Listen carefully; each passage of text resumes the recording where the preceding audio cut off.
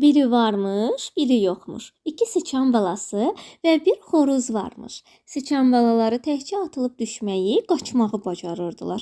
Xoruz isə hər səhər banlayıb hamını yuxudan qaldırır, sonra axşamacan işləyirdi. Bir dəfə o, həyəti süpürəndə sümbül tapdı. Sıçan balaları sevindilər. Axı sümbüldən yağlı kökə olacaqdı. Xoruz soruşdu: "Sümbülü kim döyüb təmizləyəcək?" Sıçan balalarının biri dedi: mən yox, qoy xoruz təmizləsin.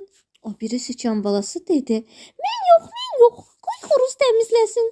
Xoruz sümbülü təmizlədi. Bəs buğdanı dəyirmana kim aparacaq? Mən yox, kim aparır aparsın. Mən yox, kim aparır aparsın. Xoruz dəni üyüdüb qayıtdı.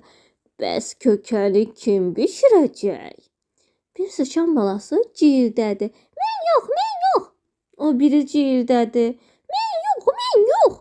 Xoruz kökəni bişirib stolun üstünə qoydu.